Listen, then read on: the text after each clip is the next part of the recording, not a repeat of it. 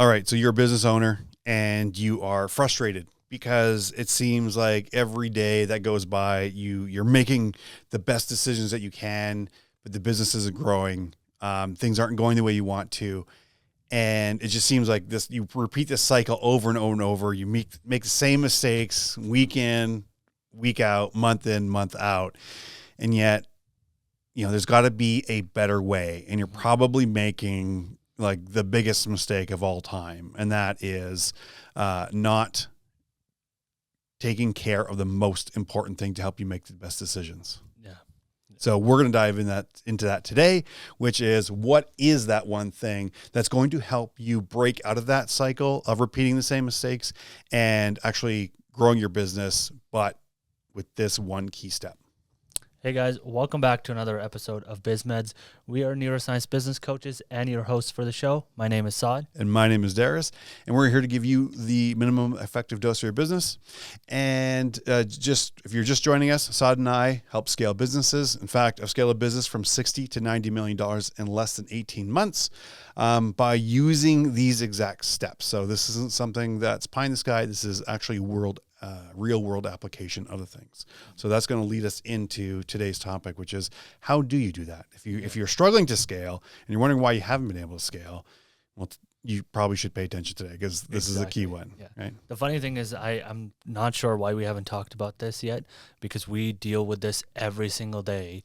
And it is one of those things that we're just so well versed with. Yeah. But when you're talking to other business owners, it's not even something they think about. But because it's such an everyday thing for us, we don't even consider it as like a skill or like something people need to pay attention to. Yeah. We covered it off in the scaling playbook, but like you said, because we deal with it all the time, usually when the business owners come to us, we have to take care of the first things first, right? Which is we can't even get to this part because we haven't reclaimed enough resources, whether that's emotional, mental, money, time, energy, all those things. And we actually don't know what to focus on or what to put, like what is the actual constraint in the business that we're trying to solve. And so it's just getting clarity on that. And then when we finally get to this point, it's usually further down the road. And but we're lucky. We work with companies at kind of at all stages where this one thing that we are well versed in. Yeah, exactly. We're just teasing.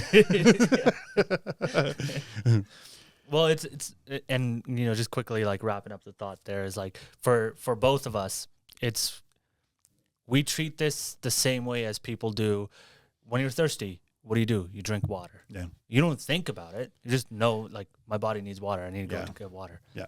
And so how do you make great decisions? Yeah. If your business is having a lot of problems and you're constantly seeing something piling up and something being a roadblock, what does that mean? It means that the data is telling you that there is something happening and it's consecutively happening. Yeah. So you said it. It's one of the last steps before you wash, rinse, and repeat of the scaling playbook, which is data. You need to have good data. And we're going to try to keep it really tight today because we both understand like you talk about data. Some people just start to, their eyes roll to the back of their head. They're like, oh, I don't even know what you want. I don't even want to go down this road. Yeah. So we're going to really talk about, okay, so like what do we mean by that? Right. So we've talked about, okay, data is the thing that you're probably missing if you're feeling like these things are coming over and over and over again. So you're probably not collecting data, or you're collecting the incorrect types, or you're just either not collecting any or collecting too much, or you're collecting the wrong stuff. Yeah. But depending on what stage of the business you're in, right? So if you're smaller size or lower revenue, and what are the things you should be looking at, and what can you start to leverage, and all the way up to where you're talking major, like we're talking about multi-million dollar, billion-dollar operations, like, that type of world of, okay, what does that look like? So we'll start off with the small businesses. Yeah. And more importantly, like, so we say small business, you're under $2 to $3 million a year in revenue. And I think for that is we should probably give them a good idea of like, what are some of the things, what are the types of data that they should be looking at? Yeah. Because that's important, because if we talk about data being important, but if you're collecting a whole pile of data, you might not be collecting the right stuff, and it's not going to help you make the right decision. Yeah. No, that's absolutely true. So in the sales and marketing, sales and marketing is always a good one. Yeah. Because that's always going to be the lifeblood of your business. Yes. So we can talk about a few of those metrics that we would be saying, hey, you should probably look at these. Yeah. It's definitely one of the most important ones, because it shows you, like, it's one of those things that can show you insights into how quickly your business is making money. Yes. Right. Yeah. And where to spend some time and energy fixing things. Yeah. So one of those for the sales and marketing, I would say a couple key ones are, first and foremost, your cost to acquire a customer. Yeah. It's called CAC. That's a really important one. So you can look up some of the definitions and what specific costs go into that. We're not going to sit here but I'm just giving you the metric, and you can go in and you can do the research, because that is more beneficial than here just telling you, here's how you calculate that. It's now that you know what it is, right? The cost to acquire client or customer, you can go research that and say, oh, what are those? Because that's going to tell you how expensive it is, how much money it costs for you to acquire a new client. And then you pair that with long-term value or lifetime value. And so how much is your client or customer worth you over their lifetime? And that interplay is, obviously we want our cost to acquire a new customer as low as possible. We want our lifetime value of that client customer to be as maximum as possible, or highest value.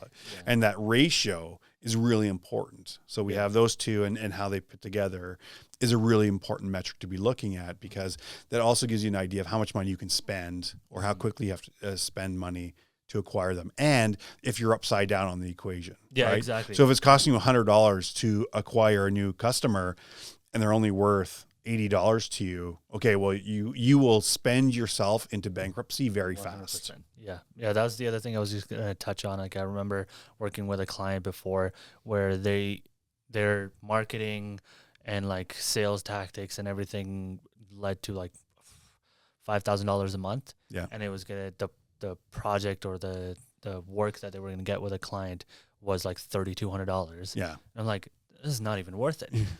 It's either you need to tweak your like sales and marketing process so that you can actually get that work for much less effort. Yeah. Or you're not charging enough. You're not charging enough. Yeah, you're not charging enough to land this work. Yeah. And that's a really important thing. So it's when you come in and you can say, oh, you just need to sell more. But if you don't know what some of these numbers are, you could actually have a really negative impact on a business, because if you're upside down on that, you can sell yourself into bankruptcy faster. So like, you need to get a hold of those numbers like on the front end pretty quick. Exactly. Yeah. So what would you recommend? Let's say one of the things that I really like is like understanding your product lines and which one's selling the most. Okay. So if you got like 5 different things and one is selling the most, now you've figured out like that's your big money maker. Yeah. Everybody wants that. How can you now use that data to start upselling into your other product lines? How can you actually merge it so that you're now creating a system that your existing customers are now buying the next thing or the next thing or the next thing? And pair that with gross margin or your margin.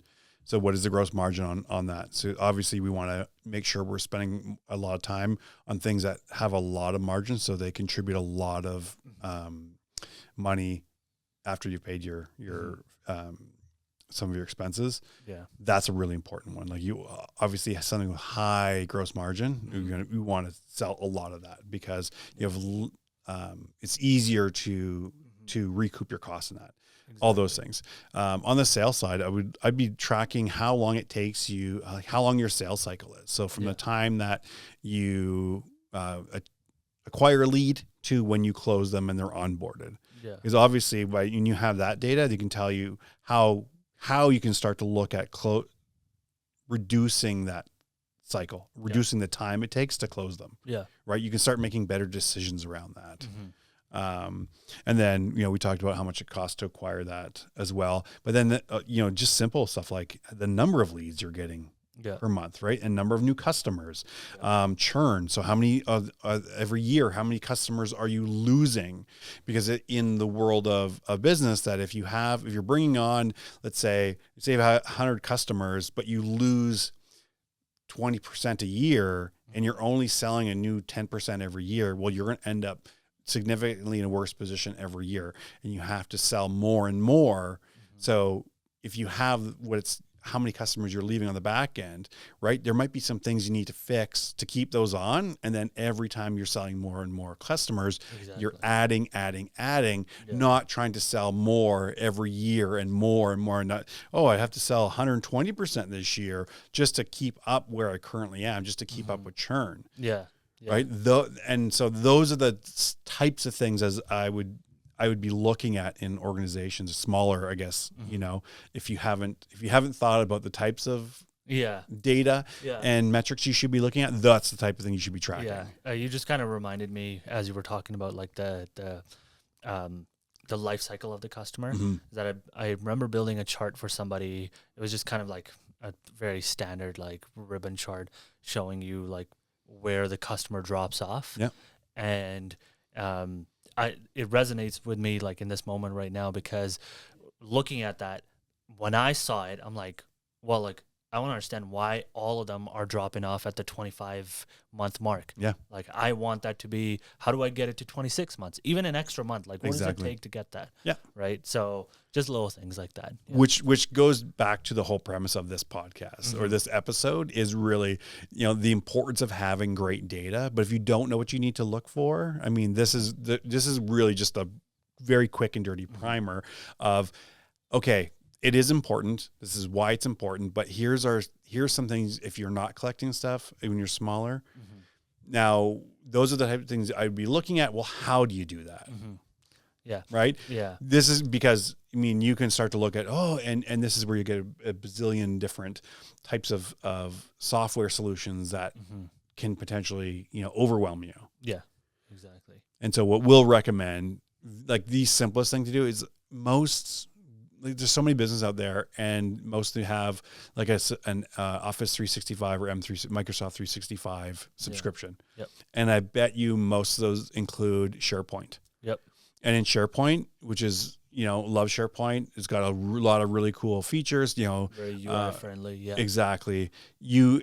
It is integrates well with all the Microsoft products. So whether you have Excel, Word, all those things, but specifically Excel and SharePoint go really well together, because you can take a simple tracking sheet that you create in Excel, right? So you can actually start tracking some of those things on a spreadsheet, and you can bring those into SharePoint and create, we'll call it a table, a list within SharePoint, right? Which is like a data table. Super simple, but then you can connect that to something like Power BI. Yeah. And this, I know for some people may sound really high tech. Power BI? Power BI, all these things. What we're just saying is, like, how do you start to collect this data? The biggest thing is start to collect this data. The easiest thing to do is use a Excel spreadsheet, a Google Sheet, anything like that. Like two of the most widely used spreadsheet solutions, Excel or Google Sheet, right? Like use and set up your columns. You don't have to necessarily put it as a table. There's many different ways. But what you can do is start to leverage really cool technology like AI. So ChatGPT or any of the Copilot, you can start to have a conversation with it. And it has a cool new feature now where you can actually just talk to it and say, hey, ChatGPT, I have some information or data in this spreadsheet, and I'm looking at how I can, create it in a way that it's useful for me to view in a dashboard visualize it, right? Yeah. And it might suggest different things, like creating different charts within Excel itself or in Google, or it might say, if you tell it that, hey, I have SharePoint and I have this, you have to give it a lot of context, but it'll walk you through how to set that up. You don't have to be a wizard. Like ChatGPT or Copilot will actually walk you through that. You can use services like Fiverr or Upwork, and you can hire someone and they'll develop it for you, things like that. But it's really around like, why is that important? What are you measuring? Very simply, Yeah. like how do you get some data, and how do you start using it in a way that's going to help you make better decisions? Because Yeah. what you've been doing. Yeah.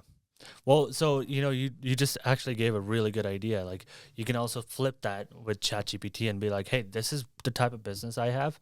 What are some of the things that I should be tracking? Absolutely. And it'll tell you exactly what you need. Yeah. And just be like, hey, can you create me a table so I can have like a template? And all you have to do is now just put it into a friggin' Excel file and start plugging in those numbers. It's that simple. Yeah. Right? Like that's how you're going to start making better decisions. And more importantly, it's like, what are the actions you take on that? Mm-hmm. And if you've listened to the playbook episode, if you understand kind of the scaling playbook that we've put out there, Mm-hmm. go find it. I can't remember what episode number it is, but it's there. Let's like look on the thing, look for scaling playbook.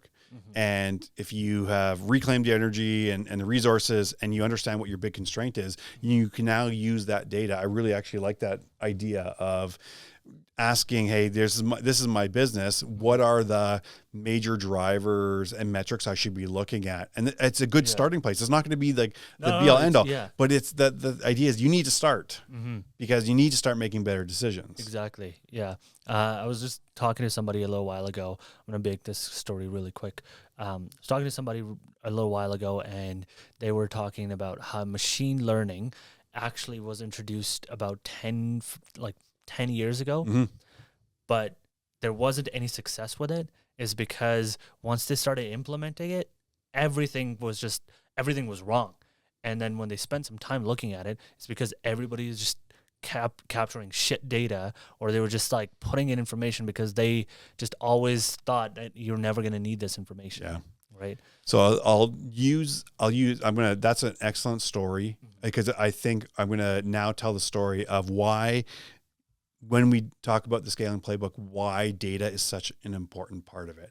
And I told a little bit of it in I think in that episode. I've talked a little bit about it, but the really interesting thing about data, and the reason why we were able to go from 60 to 90 million in a short period of time was, we talk about reclaiming resources.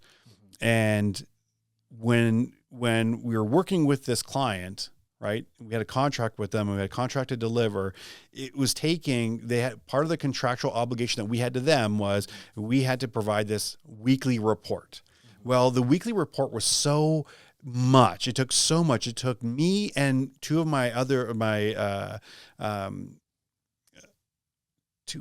of my additional managers that reported into me, right? So I have them, and my two general managers and operations manager, I have them all working with me. It takes us 3 days a week, 3 out of 4 days in a week to create a weekly report. Can you just think about how much time and energy is wasted just on that alone, right? And then as we dove into it, we're getting in there and start having more, because part of that is you have to have contractual meetings with your client to say, okay, here, how are we delivering? How are we meeting against the performance of the contract? And here's the weekly reports. And so every month we'd sit down and it was, I'm just very curious. So what are you guys using this data for? Oh, well, we actually don't use most of this data. Why are we spending? Do you understand that we could be giving you better service, but it takes our team this amount of time to complete this report for a weekly that you're not even using? Yeah. And by dialing in and really shrinking down, okay, here are the major factors here's the major driving metrics that we need to meet that are going to allow us to meet and exceed the contractual obligations. Here they are. Boom. The other thing I was able to do was hey, we're tracking these changes. Well, I said, interesting, because every time you do this, you issue a new number, but the data doesn't connect to the previous one. You don't have line of sight. There's no lineage on this data. So every time you do this change, it starts off a new line. It's not connected to any of these. So then what I was able to do is propose a new way to start capturing that data so it was connected. So you always had a parent and a child relationship. You always knew that there was lineage throughout your data. You could actually go back and track how these changes were impacted throughout all of this time, a time series. And they were like, oh, wow, we didn't even think about that. I'm like, well, that's what happens when you just collect data for the sake of collecting data. Yeah. There's collecting data, but there's also collecting meaningful data. And collecting meaningful data is probably the most important part of this whole thing. Yeah, exactly. It's funny because, like, to your point, a lot of companies are just collecting data so they can put it in their little bio or whatever, that we're very data forward. Yeah. We got so much data. You got so much data. And as you said, so Yeah. I want to hit this part while we have time. I don't want to go too long, but it's the larger companies, you know, it's not that they don't have data, they have shit quality data. Like the data quality is garbage. Mm-hmm. And so when I was running my maintenance facilities, I had them make sure every hour, like they were always filling in all of the work orders they had to have. I had the maintenance managers making sure that all the technicians were filling in all the hours that it took them to fulfill a job, because that allowed us to know, okay, well, we have a book time of it. We should take you 2.25 hours, 2.25 hours to do this job, but it's continually taking us 3 hours. Yeah. Is this a skill issue? Is this a environment issue? Is it it's actually not calculated enough? Like, what is the thing that when we're booking time out to say, well, I'm assigning work, the maintenance manager says, well, I have this on the books, I need to get this done, I have X amount of time, I can plan my maintenance. Well, I can now begin to understand what's really driving and what types of maintenance are driving my program, because I have good data. Yeah. But if you're trying to have a program where you're like, well, I don't even capture hours, how do you plan what you're going to do? How do you know what's actually going wrong with things? Yeah, exactly. Yeah. And that's where, and so we see it on the whole scale where you have companies that don't have any data. Well, we just give you a really solid start on that. But we also work with companies that on the very other end of it, you know, are supposedly very data forward. Mm-hmm. And the biggest challenge is it's actually the quality of data. Yeah, exactly. Yeah. Quickly want to just wrap that up there for the point we started on how for smaller businesses you could just utilize Excel, and a lot of big companies that we've worked with, though they're very like fabric forward, comes out of Microsoft. You could also look into Databricks, Snowflake, like all these are tools that are going to help you create like data pipelines. And frankly, like for the bigger companies, the reason why like there's a lot of value in using those is because then you create a company standard on how you're calculating your data. So that whenever you and I are doing our calculations, you don't have a different formula than I do. It's just standardized across the company. Yeah.